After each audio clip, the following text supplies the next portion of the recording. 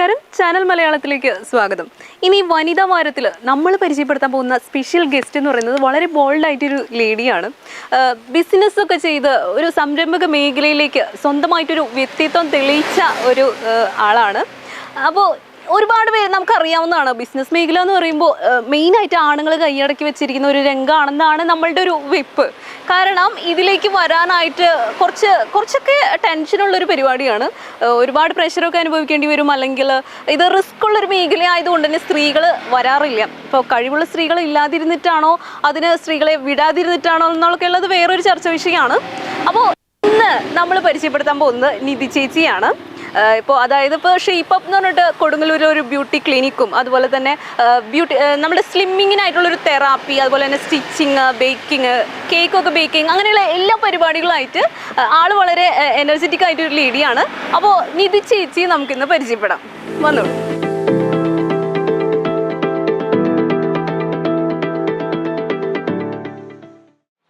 അപ്പോൾ നമസ്കാരം നിധി ചേച്ചി. അപ്പോൾ എന്തൊക്കെയാണ് ഇപ്പോഴത്തെ പുതിയ വിശേഷങ്ങൾ? പുതിയ വിശേഷം എന്ന് പറഞ്ഞാൽ, ഇപ്പോൾ കൊറോണയ്ക്ക് ശേഷം നമ്മളുടെ ഒരു പുതിയ ജീവിതത്തിലേക്ക് നമ്മളെ തിരിച്ച് കൊണ്ടുവന്ന ദൈവത്തിന് ആദ്യം നന്ദി. അതിനോടുപരി നമ്മളുടെ എൻ്റെ ഒരു ബിസിനസ് സംരംഭം 7 വർഷക്കാലം പൂർത്തീകരിച്ചു. അതാണ് എന്നെക്കുറിച്ച് പുതിയ വിശേഷം. ഒരു സംരംഭകയാവുക എന്നുള്ളത് സ്ത്രീകളെ സംബന്ധിച്ച് കുറച്ചൊക്കെ ഡിഫിക്കൽട്ട് ആയിട്ടുള്ളൊരു കാര്യമാണ്. അതായത് ഇപ്പോൾ ബിസിനസ് മേഖലയിലേക്ക് കൂടുതലായിട്ടും പുരുഷന്മാരാണ് വരുന്നത്. അപ്പോൾ ഈ ഒരു സ്വന്തമായിട്ടൊരു കുറച്ച് കാര്യങ്ങളൊക്കെ സ്വന്തമായിട്ടെടുത്ത് നടത്താനും അതിനൊക്കെ ഉണ്ടായിരുന്നൊരു പ്രചോദനം എന്തായിരുന്നു? എന്നെ ഈ ബിസിനസ്സിലേക്ക് കൊണ്ടുവന്നത് ഒരു പക്ഷേ എൻ്റെ ഒരു സഫറിങ് തന്നെ ആയിരിക്കാം. ഒരു കഷ്ടപ്പാട് ഉള്ളത് കൊണ്ടാണ് ഞാൻ ആ ഒരു നിലയിലേക്ക് ചിന്തിച്ചത്. എന്ന് വെച്ചിട്ടുണ്ടെങ്കിൽ, നമുക്ക് നല്ല രീതിയിൽ ഈ സമൂഹത്തിൽ മുന്നേറണമെങ്കിൽ നമുക്കൊരു വരുമാനം ആവശ്യമാണെന്ന് തോന്നിയത് കൊണ്ട് തന്നെയാണ് ഞാൻ ഈ മേഖലയിലേക്ക് തിരിഞ്ഞത്. മറ്റുള്ള ലോകത്തെയും അല്ലെങ്കിൽ മറ്റുള്ള മനുഷ്യരെയും ഭയപ്പെടാതെ നമ്മൾ സമൂഹത്തിൽ വിലയുള്ളവരായി നല്ല കാര്യങ്ങൾ ചെയ്ത്, അത് പുരുഷനെ ആയാലും മാതാപിതാക്കളെ ആയാലും ഏതാണോ നല്ലത് എന്ന് നമുക്ക് തോന്നുന്നത്, റെസ്പെക്റ്റ് ചെയ്യേണ്ടവരെ റെസ്പെക്റ്റ് ചെയ്യാൻ വേണം. അല്ലാത്ത കാര്യങ്ങൾ നമ്മൾ പുഞ്ചിരിയോടെ തള്ളിക്കളയണം. എന്നിട്ട് നമ്മൾ എടുക്കുന്ന തീരുമാനത്തിൽ ഹാർഡ് വർക്ക് ചെയ്യണം. അതാണ് ഒരു ബിസിനസ് എന്നെ നയിച്ചിരിക്കുന്നത്. അങ്ങനെയാണ് ഞാൻ ഈ മേഖലയിൽ എത്തപ്പെട്ടതും അത് തന്നെയാണ്. അപ്പോൾ ആദ്യം സ്റ്റാർട്ട് ചെയ്ത ബിസിനസ് ഏതായിരുന്നു? ആദ്യം സ്റ്റാർട്ട് ചെയ്തതെന്ന് പറഞ്ഞാൽ, ഞാൻ ബ്യൂട്ടീഷ്യൻ കോഴ്സാണ് പഠിച്ചിട്ടുള്ളത്. ഞാൻ 1999 ബ്യൂട്ടീഷ്യൻ കോഴ്സ് പഠിച്ച് ആ 6 മാസം കഴിഞ്ഞപ്പോൾ തുടങ്ങി ആ മേഖലയിൽ ഞാൻ ശ്രദ്ധ പുലർത്തിയിരുന്നു. എനിക്ക് തുടങ്ങാനൊന്നും സാധിച്ചില്ലെങ്കിൽ പോലും അതിൽ വർക്കുകൾ ചെയ്തു കൊടുക്കുകയും ഒക്കെ ചെയ്തിരുന്നു. വീടുകളിൽ പോയിട്ടൊക്കെ ചെയ്തു കൊടുത്തിരുന്നു, ത്രെഡിങ് ആയാലൊക്കെ. പിന്നെ അതിൽ വലിയ അറിവുകളൊന്നും ഉണ്ടായിരുന്നില്ല. പിന്നെ പഠിച്ചതിൽ നിന്ന് വിട്ട് കൂടുതൽ പ്രാക്ടീസിലേക്ക് കടന്നപ്പോഴാണ് നമ്മൾ ഒരു ആഗ്രഹം വന്നത്. പഠിക്കാൻ തന്നെ വീട്ടുകാർ വിടില്ലായിരുന്നു. 99 കാലഘട്ടത്തിൽ എന്ന് പറയുമ്പോൾ ബ്യൂട്ടീഷ്യൻ ഒരു വിലയില്ലാത്ത രീതിയായിരുന്നു. പക്ഷേ വീട്ടുകാരുടെ ഒരു സമ്മതവും കൂടാതെയാണ് ഞാൻ ഈ മേഖലയിലേക്ക് തിരിഞ്ഞത്. എൻ്റെ ആഗ്രഹമായിരുന്നു, പഠിക്കാൻ മടിയായിരുന്നു. പക്ഷേ ഈ ഒരു രംഗത്തേക്ക് ഇറങ്ങാനുള്ള ആഗ്രഹം പാഷനായിട്ട് എടുത്തു അന്ന്. അങ്ങനെ ഇപ്പോൾ ശരിക്കും 20-22 വർഷക്കാലം ആ ബ്യൂട്ടീഷ്യൻ മേഖലയിൽ തന്നെയാണ് ഞാൻ തുടർന്ന് പോകുന്നത്. അത് ഇപ്പം എൻ്റെ ഫാമിലിയെ കുറിച്ച് പറയുകയാണെങ്കിൽ, ഈ ഒരു വരുമാനം കൊണ്ടാണ് ഞങ്ങൾ ജീവിച്ചു പോകുന്നത്. പക്ഷെ എനിക്കതിൽ സന്തോഷം തരുന്നുണ്ട്. ദൈവമാണ് എനിക്ക് അങ്ങനെ ഒരു ഹൃദയം തന്നത്. ആരുടെ ധൈര്യവും, ഒരു മനുഷ്യൻ്റെ ധൈര്യമൊന്നും അല്ല. ദൈവം എൻ്റെ ഉള്ളിൽ തോന്നിപ്പിച്ചു. ഞാൻ ആ മേഖല തിരഞ്ഞെടുത്തു. ഇനിയും അതിൽ തന്നെ തുടരാനായിട്ട് ആദ്യം തുടങ്ങിയത് ബ്യൂട്ടി പാർലർ തന്നെയാണ്. അതിനുശേഷമാണ് മറ്റുള്ള കാര്യങ്ങളിലേക്ക് കടന്നു വന്നത്. അപ്പോൾ 99 സ്വന്തമായിട്ടൊരു ബ്യൂട്ടീഷ്യൻ കോഴ്സൊക്കെ പഠിച്ചിട്ട് ആ ഒരു മേഖലയിലേക്ക് വീട്ടുകാരുടെ സപ്പോർട്ട് അന്ന് ഉണ്ടാവാണ്ട് സ്റ്റാർട്ട് ചെയ്തു. പിന്നീട് കേക്ക് ബേക്കിംഗ്, അതുപോലെ സ്റ്റിച്ചിങ്, ഇപ്പോൾ സ്ലിമ്മിങ് തെറാപ്പിയിലേക്ക് വന്ന് നിൽക്കുകയാണ്. അപ്പോൾ പടിപടിയായിട്ടുള്ള ഈ ഒരു മുന്നേറ്റം, ഓരോ പുതിയ കാര്യങ്ങളൊക്കെ ജീവിതത്തിലേക്ക് കൊണ്ടുവന്ന്, അപ്പോൾ അങ്ങനെ ആ ഒരു പ്രൊസീജിയറൊക്കെ എങ്ങനെയായിരുന്നു? വലിയ വിദ്യാഭ്യാസമോ കാര്യങ്ങളോ ഒന്നുമില്ല, വലിയ പദവിയോ ഒന്നും ഇല്ലാതെ ഇരുന്നിട്ട് പോലും ദൈവത്തിൽ ആശ്രയിക്കുമ്പോൾ നമുക്ക് കിട്ടുന്ന ആ ബുദ്ധി, അത് ലോകത്തിൻ്റെ ബുദ്ധിയല്ല. അത് പകർന്നു തരാൻ ദൈവത്തിന് മാത്രമേ സാധിക്കുകയുള്ളൂ. അപ്പം ഐഡിയാസ്, അത് നമുക്ക് കണ്ടെടുക്കാനായിട്ട് നമ്മൾ പ്രാക്ടീസിലൂടെയാണ് സാധിക്കുക. അപ്പോൾ ഏറ്റവും താഴേയിൽ നിന്നുകൊണ്ട് ഞാൻ പഠിച്ചു പോയാൽ പോലും ഞാൻ ഹെൽപ്പറായിട്ടാണ് പാർലറുകളിൽ എന്നെ കേട്ടുകൊണ്ടിരിക്കുന്ന എൻ്റെ പാർലർ ഓണേഴ്സിനൊക്കെ അറിയാം ഞാൻ എവിടെയായിരുന്നു, ഏത് നിലയിലാണ് അന്ന് അവരുടെ അടുത്ത് വർക്ക് ചെയ്തിരിക്കുന്നതെന്ന് അറിയാൻ പറ്റും. എന്ന് വെച്ചാൽ ഏറ്റവും താഴെ എന്ന് വെച്ചാൽ ഒരു പാർലറിൽ എല്ലാം ചെയ്ത് ബ്യൂട്ടി പാർലർ വർക്കുകൾ ചെയ്ത് ബ്യൂട്ടി പാർലർ തുടങ്ങിയ ഒരാളായിരുന്നു ഞാൻ. പക്ഷെ അത് എൻ്റെ ഒരു കാല് ആക്സിഡൻറ്റ് പറ്റി. അതിനുശേഷം എനിക്കത് പാർലർ വിൽക്കേണ്ടതായിട്ട് വന്നു. എൻ്റെ വീടിൻ്റെ ചുമതല എനിക്കാണ് അതിൻ്റെ ഉത്തരവാദിത്വം ഉണ്ടായിരുന്നത്. ഭർത്താവിൻ്റെ കയ്യിൽ നിന്ന് അധിക സപ്പോർട്ട് ഇൻകം കൊണ്ടില്ല. അപ്പോൾ നമ്മളെ സംബന്ധിച്ച് ദൈവം തന്ന ബുദ്ധി വെച്ച് നമ്മൾ ജോലിക്ക് കയറി. അവിടെ ഒരുപാട് എക്സ്പീരിയൻസ് നമുക്ക് കിട്ടാൻ സാധിച്ചു. ഓടി പഠിച്ച് പോയി കയറുന്നത് പോലെയല്ല, നമ്മൾ താഴേക്ക് അടിയിൽ നിന്ന് വർക്ക് ചെയ്ത് എങ്ങനെയാണ് അവരുടെ ഓരോ കാര്യങ്ങളും നല്ലതായതുണ്ട്, നമുക്ക് ഗുണപ്പെടുന്നതുണ്ട്, ഗുണമില്ലാത്തതുണ്ട്. കുറേ കഷ്ടങ്ങൾ ചിലപ്പോൾ സഹിക്കേണ്ടതായിട്ടൊക്കെ വരും. പക്ഷെ ആ കഷ്ടത്തിലൂടെയാണ് ശരിക്കും വിജയത്തിലെത്താൻ പറ്റിയത്. കഷ്ടത്തിലും താഴ്ന്ന് തന്നെ പിടിച്ചു നിന്ന് മുന്നേറാനായിട്ട് സാധിച്ചത് കൊണ്ടാവാം ചിലപ്പോൾ ഈ ഒരു തെറാപ്പി കുറേ മേഖലകളിലൂടെ ഞാൻ കടന്നു പോകേണ്ടതായിട്ട് വന്നത്. പക്ഷേ നല്ല നല്ല ബന്ധങ്ങൾ അതെപ്പോഴും നല്ല സപ്പോർട്ടാണ് നമുക്ക്.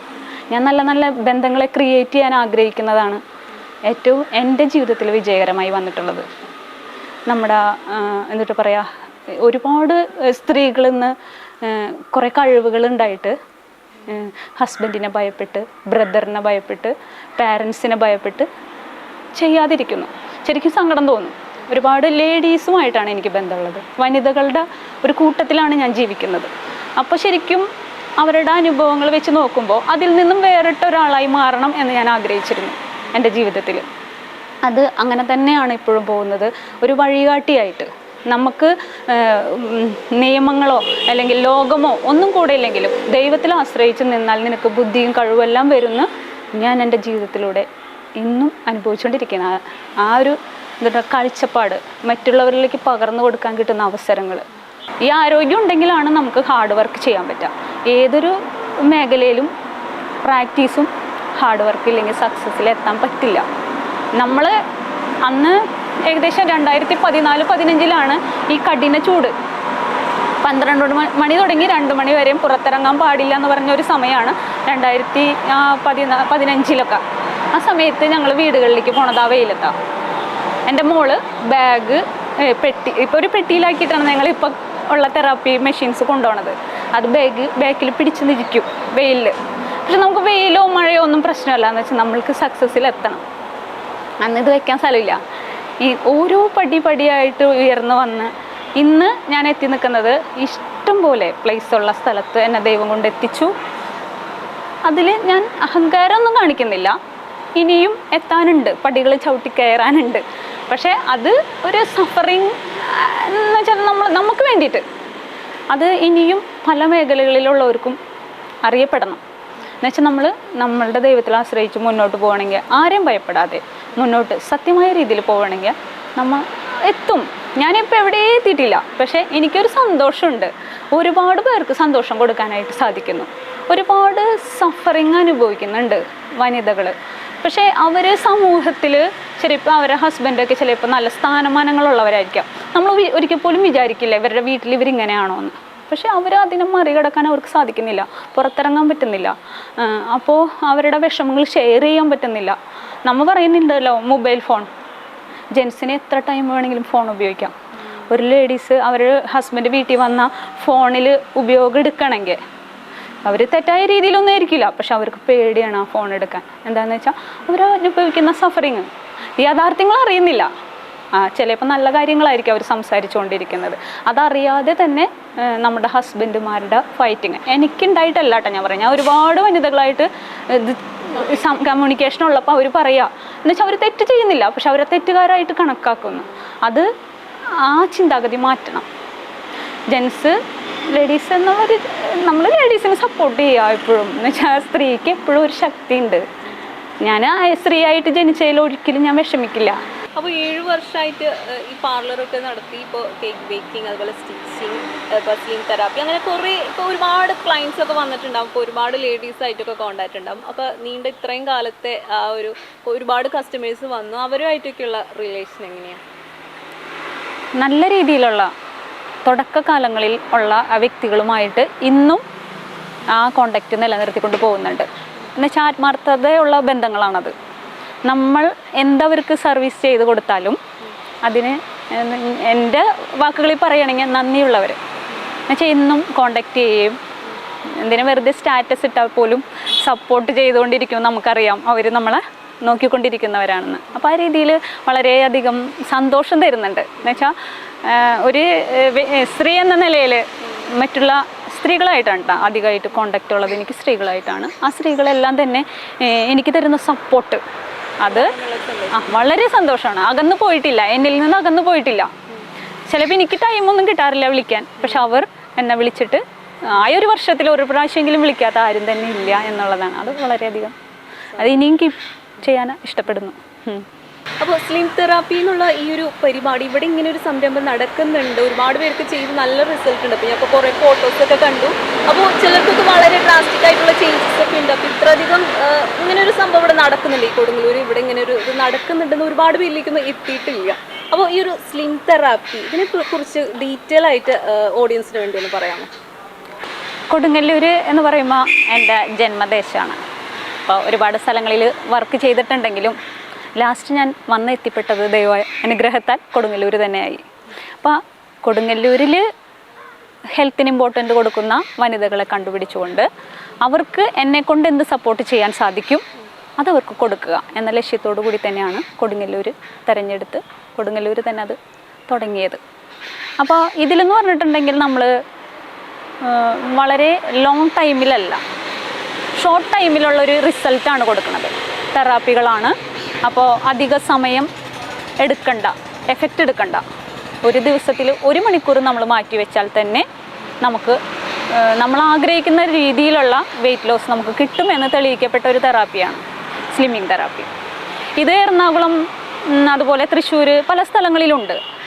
അവിടെയൊക്കെ വളരെ എക്സ്പെൻസീവായ രീതിയിലൊക്കെ തന്നെ ചെയ്യുന്ന ഒരു തെറാപ്പിയാണ്. ഞാനൊരു സാധാരണ സ്ത്രീ എന്ന നിലയിൽ സാധാരണക്കാർക്ക് വേണ്ടി, അത് കൊടുങ്ങല്ലൂരിൽ നിന്ന് മാത്രമല്ല കേട്ടോ, പല സ്ഥലങ്ങളിൽ നിന്ന് ഇവിടെ വരുന്നുണ്ട് ക്ക് വേണ്ടി ഞാൻ തുടങ്ങിയിരിക്കുന്നത്. അപ്പോൾ അവരെ സംബന്ധിച്ച് വലിയ എക്സ്പെൻസ് മുടക്കിയിട്ട് അത് ചെയ്യാനായിട്ട് സാധിക്കില്ല. അപ്പം നമുക്കത് എത്രത്തോളം അവർക്ക് സഹായമാവുന്ന രീതിയിൽ ചെയ്തു കൊടുക്കാൻ പറ്റുമോ ആ ഒരു സപ്പോർട്ടാണ് ഞാനിപ്പോൾ കൊടുത്തുകൊണ്ടിരിക്കുന്നത്.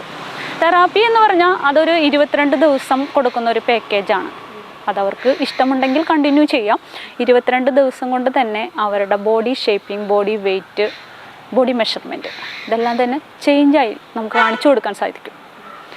അപ്പോൾ പെർമനൻ്റ് എന്ന് പറഞ്ഞാൽ നമുക്കത് നമ്മുടെ ഐഡിയൽ വെയ്റ്റിലേക്ക് നമ്മളെ എത്തിക്കുന്ന ഒരാളാണെങ്കിൽ നമുക്ക് അവരോട് പറയാം. എത്തിക്കാൻ വരെ നമ്മളെ കൂടെ നിൽക്കുന്ന ഒരു വ്യക്തിയാണെങ്കിൽ അവർക്ക് നമുക്കത് പറഞ്ഞു കൊടുക്കാം പെർമനൻ്റ് തന്നെ എന്ന് പറയാം.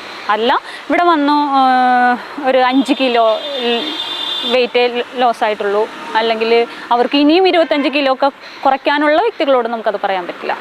നമ്മളുടെ ഒപ്പം തന്നെ നിന്ന് ഐഡിയൽ വെയ്റ്റിലേക്ക് ആക്കുന്ന ഒരു രീതിയിലേക്ക് അവർ നിൽക്കുകയാണെങ്കിൽ നമുക്ക് ഉറപ്പ് പറയാം അവരത് ഒരിക്കലും പിന്നെ കൂടില്ല. എന്നുവെച്ചാൽ കൂട്ടാൻ അവർക്ക് എന്നുവെച്ചാൽ അവരുടെ ശരീരപ്രകൃതി മാറും, ശരീര രൂപഭംഗി മാറും, ഹെൽത്ത് മെഡിസിനൊന്നും എടുക്കേ വേണ്ടാത്തൊരു രീതിയിലേക്ക് അവർക്ക് മാറാൻ പറ്റും. നീർക്കെട്ട്, പെയിൻ, അതുപോലെ മാനസിക സമ്മർദ്ദം, ഈ രീതിയിലുള്ള മാനസിക സന്തോഷമാണ് പിന്നെ കിട്ടുക നമുക്ക്. നമ്മുടെ അമിത ഭാരം വെച്ചുകൊണ്ട് നമ്മളൊരു ഫംഗ്ഷന് പോകുന്ന പോലെ എല്ലാവരും വെയിറ്റ് കുറഞ്ഞിട്ട് പോണത്. അവരുടെ കോൺഫിഡൻസ് ലെവൽ ഭയങ്കര കോൺഫിഡൻസ് ആയിരിക്കും. എന്ന് വെച്ചാൽ ബോഡി ഷേപ്പ് ഒരു പ്രധാന ഘടകം തന്നെയാണ്. അപ്പോൾ അവരത് പറയില്ല. എന്ന് വെച്ചാൽ വളരെ വെയിറ്റ് ആയിട്ട് വരുന്ന സ്ത്രീകൾക്ക് ഞാൻ കുറയോ എന്ന സംശയമാണ് നമ്മൾ തെറാപ്പിയൊക്കെ കാണിച്ച് എക്യുപ്മെൻറ്റ്സ് ഒക്കെ കാണിച്ചു കൊടുക്കുമ്പോൾ. പക്ഷേ തെറാപ്പികളിലൂടെ മാത്രമല്ല, അവർ നമ്മളോടൊപ്പം നിൽക്കുന്ന ഒരു മൈൻഡിലേക്ക് അവരെ കൊണ്ടുവരണം.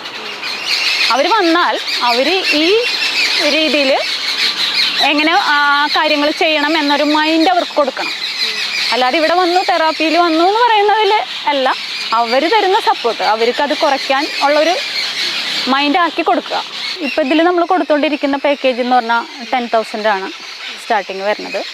പിന്നെ അവരത് കൂട്ടിയെടുക്കുകയാണെങ്കിൽ, ഡേയ്സ് കൂട്ടിയെടുക്കുകയാണെങ്കിലാണ് നമുക്ക് അതിൻ്റെ ഇൻകം വരുന്നത്. ശരിക്കും 10,000 ആണ് ഇതിൻ്റെ ഫീ വരുന്നത്. അതിൽ 22 ദിവസമാണ് അവർക്ക് കിട്ടുക. പ്ലസ് അവർക്ക് കിട്ടാവുന്ന വേറെ രീതിയിലുള്ള തെറാപ്പികൾ കൂടി ഉണ്ട്. അപ്പോൾ അതിൽ വരുന്നത് ഓയിൽ മസാജ്, ഉദർത്തനം, സ്റ്റീം ബാത്ത്, അതൊക്കെ എടുക്കുമ്പോൾ നമുക്ക് വീണ്ടും ഒരു 5,000 കൂടെ ആഡ് ചെയ്തിട്ട് എടുക്കുകയാണെങ്കിൽ 22 ഡേയ്സ് കൊണ്ട് അവർ വളരെ നല്ല രീതിയിലുള്ളൊരു മാറ്റം ഉണ്ടാവും. അത് അവരുടെ ഇഷ്ടത്തിനാണ് നമ്മൾ കൊടുക്കുക. നമ്മൾ നിർബന്ധത്താൽ ഒന്നും ചെയ്യിക്കുന്നില്ല. അവർക്ക് ഇഷ്ടമുണ്ടെങ്കിൽ അവർക്ക് ആ പാക്കേജ് എടുക്കാം. അപ്പോൾ ഒരു 15,000 ഉണ്ടെങ്കിൽ ഒരു വ്യക്തി 22 ദിവസം കൊണ്ട് തന്നെ മാറിയിട്ടുണ്ടാവും. ഇപ്പോൾ ഒരു മാരേജ് അല്ലെങ്കിൽ അങ്ങനെയുള്ള എത്തിപ്പെട്ട് നിൽക്കുന്ന ആളുകളൊക്കെ കൈ കുറയണം എന്നൊക്കെ പറഞ്ഞു വരും. അപ്പം നമ്മൾ പറയും സ്ലിമ്മിങ്ങിൻ്റെ പ്രോഗ്രാം മാത്രം എടുത്താൽ പോരാ, ഉദർത്തനം പാക്കേജ് കൂടി എടുക്കാൻ പറയും. അപ്പോൾ അവർക്ക് ഇഷ്ടമുണ്ടെങ്കിൽ അവർ ചെയ്യുമ്പോൾ അവരുടെ മാറ്റം നമ്മൾ ഫോട്ടോ സഹിതമാണ്. അവർ ആ പ്രോഗ്രാമിന് കയറുമ്പോൾ ഫോട്ടോ എടുക്കും, പ്രോഗ്രാം കഴിഞ്ഞ ദിവസങ്ങളിലെ ഫോട്ടോ എവിഡൻസാണ്. അവർക്ക് തന്നെ അവരുടെ ചേഞ്ച് മനസ്സിലാക്കാവുന്ന രീതിയിലാണ് കൊടുക്കുക. ഈ ഒരു 2 പാക്കേജ് മാത്രമാണ് നിലവിൽ നമുക്കുള്ളത്. അത് അവർ ഡേയ്സ് കൂട്ടിയെടുക്കുമ്പോൾ അതിനനുസരിച്ച് ഫീ വരുന്നു മാത്രം. ചിലരത് നല്ല രീതിയിൽ മുന്നോട്ട് കൊണ്ടുപോകും. നല്ല അവരുടെ ആഗ്രഹത്തിനൊത്ത ഷേപ്പാക്കണവരെയും എടുക്കുന്നവരും ഉണ്ട്. നമ്മൾ പറയുന്നില്ല ഇത്ര ടൈമിൽ ഇങ്ങനെ, അവർക്ക് ഇഷ്ടമുള്ള ടൈം വരെ എടുക്കാം. 22 ഡേയ്സെങ്കിലും നമ്മളത് കംപ്ലീറ്റ് ചെയ്യണം. എന്നാലാണ് നമുക്ക് നല്ലൊരു ചേഞ്ച് വരിക. ഏകദേശം കുറയ്ക്കാൻ വരുന്ന വ്യക്തികൾ 20-25 കിലോ ഒക്കെ കൂടി നിൽക്കുന്നവരായിരിക്കും.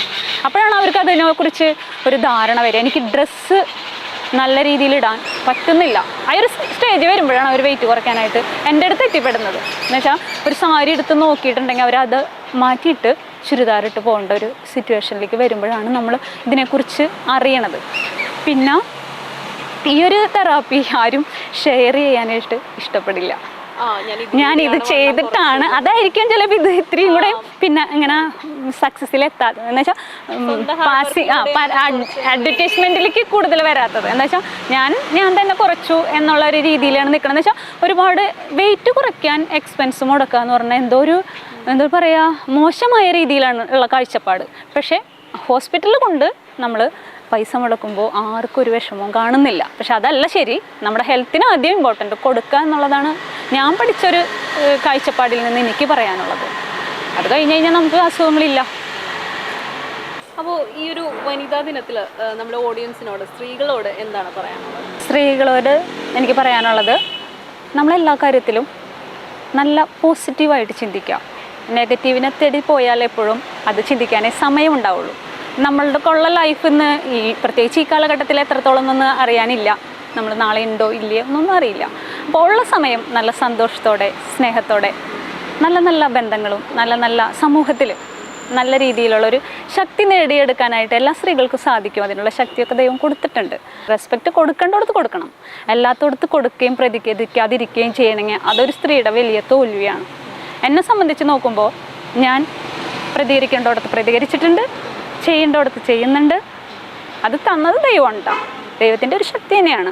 അപ്പം നമ്മൾ ദൈവത്തിൽ ആശ്രയിച്ച് നിൽക്കണമെങ്കിൽ അധിക തെറ്റിലേക്ക് പോവാതെ നമുക്ക് ഓവർ ഫ്രീഡം കൊടുക്കണമെന്ന് പറയുന്നില്ല. എല്ലാത്തിനും അതിൻ്റേതായ പരിധിക്കുള്ളിൽ നിൽക്കാനായിട്ട് യുവതലമുറയെ പഠിപ്പിച്ചു കൊടുക്കാൻ നമ്മുടെ പേരൻസിന് കഴിയണം. ശക്തിയും ധൈര്യമൊക്കെ പകർന്ന് അവരെ കൊണ്ടുവരാൻ നല്ല മിടുക്കന്മാരായിട്ട് യുവതലമുറയെങ്കിലും കാണാൻ ആഗ്രഹിക്കുന്നു. അതാണ് എനിക്ക് അവർക്ക് കൊടുക്കാനുള്ള സന്ദേശം. ഇന്നത്തെ സമൂഹത്തിൽ സ്ത്രീകൾ എത്രത്തോളം സാമ്പത്തികമായി സ്വാതന്ത്ര്യം നേടിയിരിക്കണമെന്ന് നമ്മൾ ഒരുപാട് പഠിച്ചതാണ്. ഇല്ലെങ്കിൽ നമ്മൾ നേരിടേണ്ടി വരുന്ന പ്രശ്നങ്ങൾ. അപ്പോൾ ഇന്ന് നമ്മൾ കണ്ടത് വളരെ സ്ട്രോങ് ആയിട്ട് സെൽഫായിട്ട് ഇൻഡിപെൻഡൻ്റ് ആയിട്ട് നിൽക്കുന്ന ഒരു ലേഡിയാണ്, നിധി ചേച്ചിയാണ്. നിധി ചേച്ചി നമുക്ക് ഒത്തിരി സപ്പോർട്ട് തന്ന് നമ്മുടെ കുറേ നേരം നമ്മളോട് സംസാരിച്ചു. അപ്പോൾ ഇതിൽ നിന്ന് നമുക്ക് വളരെ ക്ലിയർ ആണ് നമ്മൾ സ്ത്രീകൾ നമ്മൾ സമൂഹത്തിൽ എത്രത്തോളം സ്ട്രോങ് ആയിട്ട് നിൽക്കണം എന്നുള്ളത്. അപ്പോൾ എല്ലാവരും സാമ്പത്തിക സ്വാതന്ത്ര്യം തീർച്ചയായിട്ടും നേടിയിരിക്കുക. വിദ്യാഭ്യാസം നേടേണ്ട കാലത്ത് അത് നേടിയിരിക്കുക. അപ്പോൾ ചിലപ്പോൾ നമ്മൾ ചെല്ലുന്ന വീടുകളിലോ അല്ലെങ്കിൽ നമുക്ക് സപ്പോർട്ട് കിട്ടിയില്ല എന്നൊക്കെ വരും. പക്ഷെ നമ്മൾ സ്വയം നമുക്ക് വേണ്ടി നമ്മൾ നിന്നില്ലെങ്കിൽ വേറെ ആരും നിൽക്കില്ല. ആ ഒരു സത്യം മനസ്സിലാക്കാൻ വളരെ സ്ട്രോങ് ആയിരിക്കേണ്ടത് എപ്പോഴും ആവശ്യമാണ്. അപ്പോൾ ഇതായിരുന്നു എനിക്ക് നിങ്ങളോട് പറയാനുണ്ടായിരുന്നത്. Stay bold, stay active.